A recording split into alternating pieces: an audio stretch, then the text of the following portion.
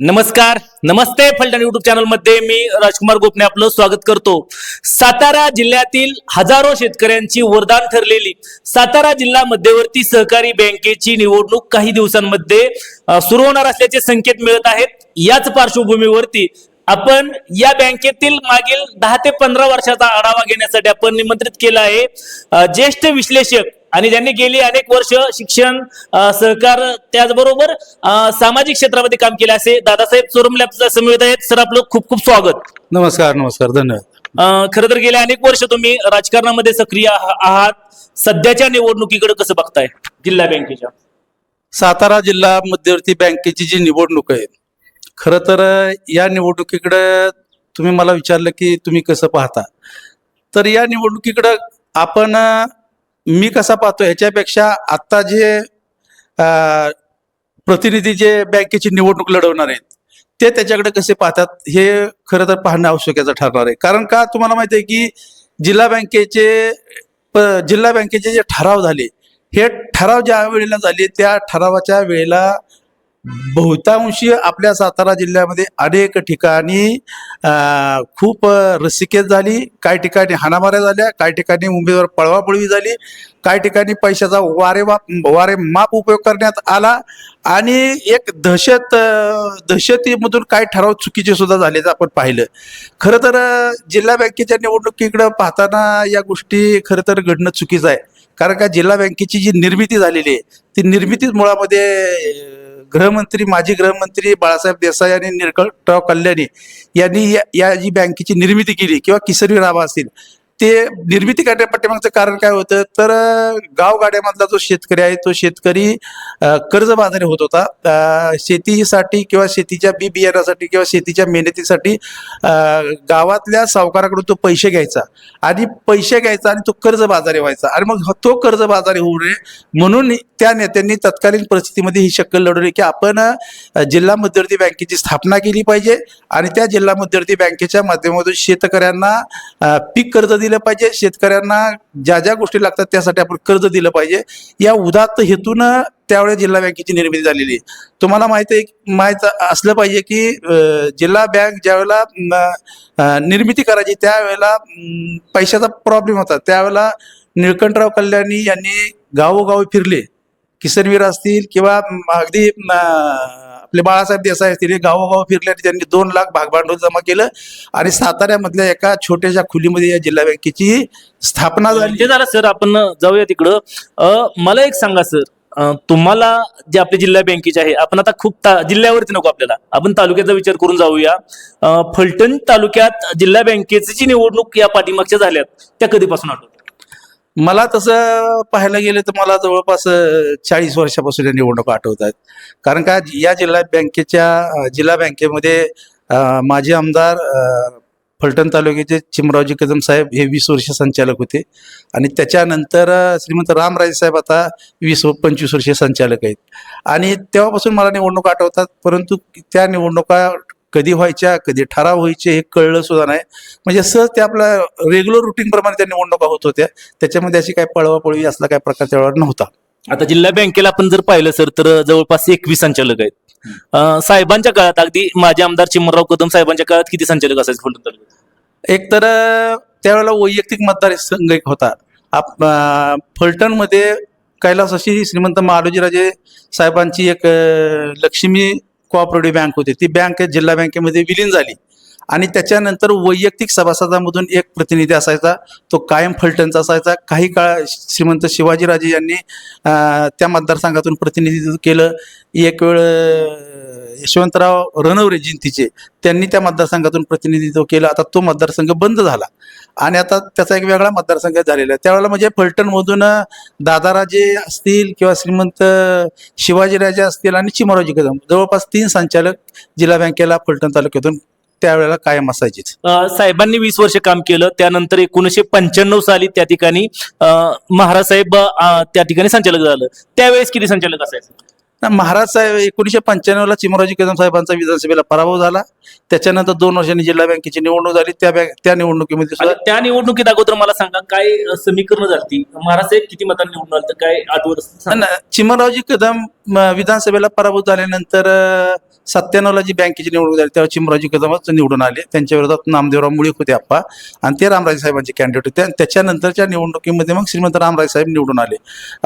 मला आठवते की जवळपास फलटण तालुक्यामधून 4 संचालक त्यावेळेला होते. कोण कोण म्हणजे दादाराजे असायचे, श्रीमंत आपले विश्वासराव निंबाळकर होते, त्याचबरोबर श्रीमंत रामराजे साहेब होते आणि वैयक्तिक मध्ये एक शिवाजीराजे होते. असे 4 संचालक त्यावेळेला होते. त्यानंतरची 97ला माजी आमदार चिमराव कदम साहेब आणि नामदेवराव मुळीक या दोघांमध्ये सामना झाला. त्यावेळेस कदम साहेब जिंकले आणि त्यानंतर 97 नंतर 2002 साली महाराज साहेब जिंकले. महाराज साहेबांच्या विरोधात उमेदवार कोण होते? आता महाराज साहेबांच्या विरोधामध्ये त्यावेळेला माझ्या माहितीनं दत्ता अनपट हे उमेदवार असावेत आणि त्या दत्ता अनपटांना काय तर 20-22 मतं पडली होती. त्याच्यानंतर दुसऱ्या निवडणुकीमध्ये मला वाटते काहीतरी बिनविरोध गेली निवडणूक. तिसऱ्या निवडणुकीमध्ये तुकाराम शिंदे होते. असे साधारण तुकाराम शिंदेने निवडणूक लढवली त्यावेळेस किती मतदान पडलं होतं? तुकाराम शिंदेना 7 मतदान पडलं होतं माझ्या माहितीप्रमाणे. 7 काय 1-2 मायनस प्लस असेल काहीतरी. मला वाटतं 13 काहीतरी मतदान पडलं होतं. त्यानंतर पुढचीही बिनविरोध झाली होती. हो बरोबर आहे. 4 टर्म झाले होते महाराज साहेबांच्या. त्यावेळेस कोण विरोधात होतं? नानासू युरे यांनी फॉर्म भरला होता असं समजतंय. फॉर्म भरला होता परंतु तो फॉर्म त्यांनी नंतर काढला आणि ती निवडणूक सुद्धा बिनविरोध झाली. त्या अगोदर मला एक दुसरी माहिती सांगा. गेल्या वेळेस श्रीमंत शिवरूपराजे खर्डेकर उमेदवार होते. कोणत्या मतदारसंघातून होते आणि त्या अगोदर कोण होते त्या मतदारसंघात? त्या मतदारसंघामध्ये श्रीमंत दादाराजे निवडून आले होते. दादाराजेंचं दुर्दैवाने निधन झाल्यानंतर दादाराजेच्या जागी शिवरूपराजांना कॉप्ट केले. म्हणजे त्यांनी अद्याप निवडणूक लढवली नव्हती, ते कॉप्ट झाले होते ते बँकेला. त्या संचालक म्हणजे स्वीकृत म्हणून त्यांची निवड करण्यात आली होती दादाराजेंच्या जागी. सध्या सर आता तुम्ही बघताय सगळे ठराव जवळून झालेले बघितले. फलटण तालुक्यातून सोसायटी मतदारसंघ असेल, बँकेचे मतदार असतील, मजूर फेडरेशनचे असतील किंवा इतर अजून काय प्रक्रिया मतदारसंघाचा आणि गृहनिर्माण वगैरे. तर सध्या काय परिस्थिती आहे तालुक्यात? सध्या परिस्थिती अशीच आहे की ठराव करताना खूप रस्सीखेच झाली. मात्र श्रीमंत रामराजे नाईक निंबाळकर यांच्या बाजूने जवळपास माझ्या माहितीप्रमाणे कमी जास्त असेल, अगदी करेक्ट आकडा नाही मला सांगता येणार, परंतु 87 ते 90च्या दरम्यान रामराजेंच्या बाजूचे ठराव झालेले आहेत आणि विरोधकाकडे 43 ते 37 अशा दरम्यानचे ठराव आहेत. त्यामुळे सोसायटी मतदारसंघातून जे श्रीमंत रामराजे ठरवतील तो उमेदवार विजय होईल, यामध्ये काही कुठली शंका नाही. मात्र आता आणखीन पतसंस्थांमधले वेगळे ठराव आहेत किंवा पणनचे वेगळे ठराव आहेत किंवा औद्योगिक आणि पणन संस्था असेल किंवा मजूर सोसायटीचे वेगळे ठराव आहेत. आता त्यातनं कसं आहे, ती जिल्हा पातळीवरती उमेदवार पॅनल होतं, पॅनल झाल्यानंतर त्याला उमेदवारी दिल्या जातात. त्यातनं कोण उमेदवार येणार हे अद्याप तरी काही चित्र स्पष्ट नाहीये. गेल्या वर्षी शेवटपर्यंत रस्सीखेच झाली होती ती NTCच्या उमेदवारासाठी. यामध्ये आपल्या तालुक्यातली 3 ते 4 नावं चर्चेत होती. यामध्ये शंकरराव माडकर असतील, तुकाराम शिंदे असतील, भीमराव बुरुंगले असतील, रामभाऊ डेकळे असतील, यांची नावं चर्चेत होती. शेवटची क्षणी उमेदवारी मिळाली नव्हती. यावेळेस कसं बघताय? काय झालं की त्यावेळेला खरं तर 4 उमेदवार फलटणमधून इच्छुक होते, परंतु त्यावेळेचे तत्कालीन सहकार मंत्री बाळासाहेब पाटील यांनी त्या सीटसाठी खूप आग्रह धरला आणि त्यामुळे रामराजांना ते सीट सोडावं लागलं. त्यामुळे फलटणकरांना संधी मिळाली नाही. मात्र या निवडणुकीमध्ये श्रीमंत रामराजे साहेब अट्टहास करतील आणि ते सीट मागून घेतील. ओबीसी मधले मागतील किंवा ते सीट मागतील किंवा आणखीन काही महिलांमधून जिथं संधी मिळेल तिथं श्रीमंत रामराजे सीट मागण्याचा 100% प्रयत्न करणार आहेत. सध्या सर फलटण तालुक्यामधून राजगट शिवसेना असेल किंवा भाजप असेल, राष्ट्रवादी असेल किंवा अन्य असेल, कोणाकोणाची नावं चर्चेत आहेत? आता 10 वर्षाचा जर नियम जर लागू झाला तर सोसायटी मतदारसंघातून श्रीमंत संजीवराजे नाईक निंबाळकर हे निवडणूक लढवतील. म्हणजे तो त्यांच्या गटाचा निर्णय आहे. आणि आता त्याच्या व्यतिरिक्त फलटणमधून इच्छुकांची नावं बरीच ऐकायला मिळतात, परंतु कोण कुठल्या मतदारसंघातून उभा राहणार हे अद्याप तरी काही चित्र स्पष्ट नाहीये.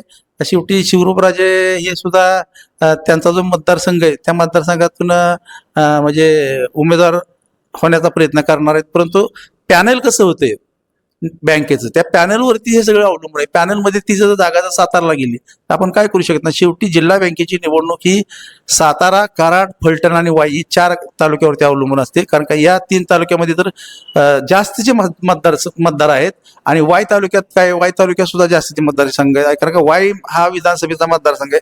याच्या अंतर्गत महाबळेश्वर, खंडाळा आणि वाई या 3 तालुक्यातनं सोसायट्या असतील किंवा पतसंस्था असतील किंवा आणखीन काय मजूर सोसायट्या असतील किंवा औद्योगिक विणकरच्या काही सोसायट्या असतील, त्यामुळे त्यांची बी मतदारसंघाची जवळपास माझ्या माहितीने 250-300 दरम्यान संख्या आहे.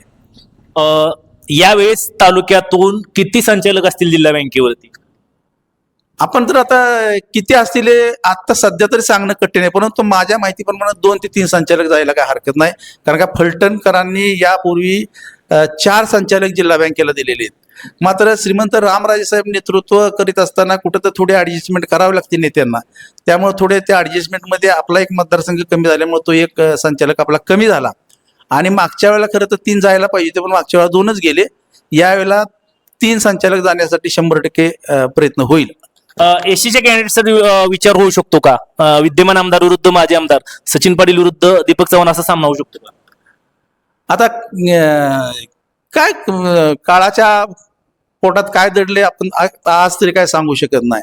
म्हणजे एससी कॅन्डिडेट मधून कोणाला उमेदवारी मिळेल, पण मला तर वाटत नाही तसं काय समोर समोर सामना होईल. मग मिळालं सीट तर आपल्याला महिलाचं किंवा एनटीचं किंवा ओबीसीचं सीट फलटण तालुक्याला मिळू शकतं, म्हणजे रामराजांच्या बाजूने.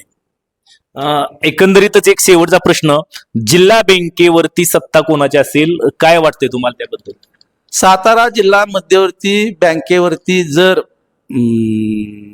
पक्षी पातळीवरती ही निवडणूक लढवली गेली नाही तर 100% सत्ता ही मला जे काय माझ्या म्हणजे अनुभवाने मला जे काय वाटते ते शिवेंद्रसिंह राजे भोसले, श्रीमंत रामराजे साहेब, त्याचबरोबर मकरंदाबा पाटील आणि शंभूराज देसाई पालकमंत्री हे 4 एकत्र येण्याच्या मूडमध्ये आहेत. मात्र पक्षी जर कलर या निवडणुकीला नाही आला तर 100% हे पॅनल विजय होईल. नक्कीच सातारा जिल्हा मध्यवर्ती सहकारी बँकेची निवडणूक जर पक्षी पातळीवरती नाही झाली तर महाराष्ट्र विधान परिषदेचे माजी सभापती आमदार श्रीमंत रामराजे नाईक निंबाळकर, मंत्री शिवेंद्रसिंहराजे भोसले, मंत्री मकरंद पाटील, त्याचबरोबर मंत्री शंभूराज देसाई यांचं वर्चस्व राहील. जर पक्षी पातळीवरती निवडणूक झालीच तर मात्र वेगळा चित्र दिसेल, असं स्पष्ट मत या ठिकाणी ज्येष्ठ विश्लेषक आणि राजकीय अभ्यासक दादासाहेब चोरुमले यांनी या ठिकाणी बोलताना सांगितलंय. त्यामुळे आता आगामी काळामध्ये काय आखाडे होत आहेत हे बँकेचे ते पाहणं अतिशय महत्वाचं ठरणार आहे. आमचे नमस्ते बोलण्याचे संपादक वैभव गावडे यांच्यासह मी राजकुमार गोपने, नमस्ते फलटण युट्यूब चॅनलसाठी फलटण.